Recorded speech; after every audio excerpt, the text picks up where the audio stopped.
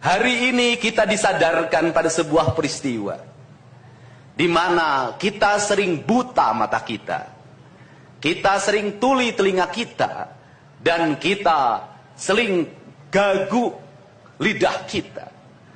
Ketika anak-anak kita berteriak di jalanan, mengusung sangkur, membawa celurit, saling berkejaran, darah menetes di setiap sudut kota, motor-motor dibakar, orang menjerit penuh rasa ketakutan, kita hanya bisa diam. Ketika di sudut-sudut kota, anak-anak kita menenggak ciu. Ketika sudut-sudut kota, anak-anak kita makan eksimer. Ketika di sudut-sudut kota, anak-anak kita makan minuman oplosan. Mereka jatuh tersungkur, matanya merah penuh dengan rasa emosi, pulang ngamuk ke orang tuanya. Kita hanya bisa diam.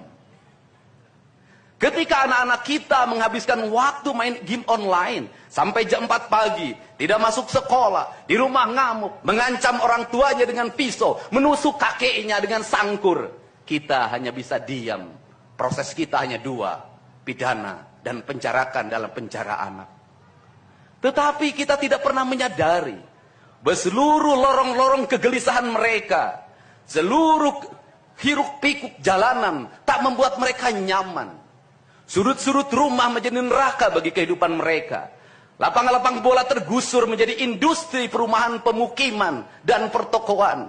Mereka kehilangan tempat bermain. Mereka kehilangan air yang jernih di sungai sehingga bisa mereka berenang. Mereka kehilangan gunung-gunung yang indah tempat mereka bercengkrama dengan alam. Mereka kehilangan sawah yang terhampar. Yang mereka lihat adalah kebisingan dan kebisingan. Bising di jalanan karena knalpotnya brong. Bising di rumah karena orang tuanya bertengkar. Maka mereka lari dalam rorong-gerong gelap. Digenggamnya handphone, diambilnya obat-obat terlarang, ditenggaknya minuman dalam sebuah kelompok yang sama. Kita orang-orang yang terpinggirkan di rumah, kita orang-orang yang terpinggirkan di sekolah. Guru-guru telunjuknya menunjuk pada wajahnya, tapi tak bisa memberikan solusi kegelisahan jiwanya. Semua orang hanya memberikan pengamatan, analisis, kajian. Itulah metodologi yang dikembangkan bangsa ini. Tetapi tidak ada yang berani mengambil solusi. Mengangkat mereka di sudut jalanan, dimasukkan ke barak, dididik secara militer, diarahkan menjadi anak-anak yang berguna. Kedisiplinan militer adalah harga mati bagi kemajuan bangsa, bukan musuh. Pandangan-pandangan buruk terhadap militer adalah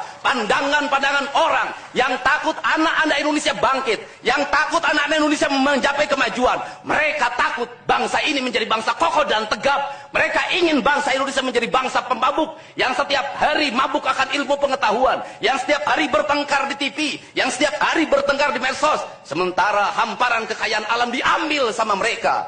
Janganlah kita menjadi antek dari bangsa lain, memporak-porandakan diri sendiri dan bangsanya dengan alasan pengetahuan, dengan alasan hak asasi manusia.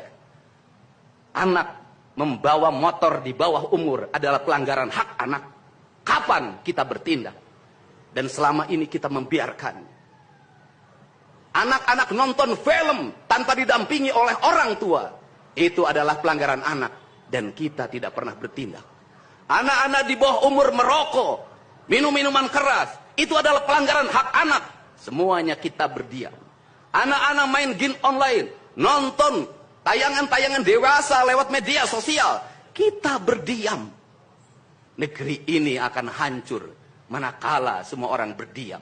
Maka orang yang memegang kekuasaan harus menggunakan tangannya untuk merubah seluruh kemunkaran ini menjadi sebuah kebajikan.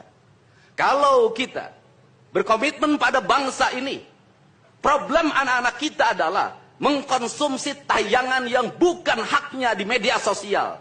Maka saya meminta peraturan pemerintah yang mengatur tentang itu segera dilaksanakan. Anak-anak di bawah umur tidak boleh mengakses media sosial yang bukan haknya.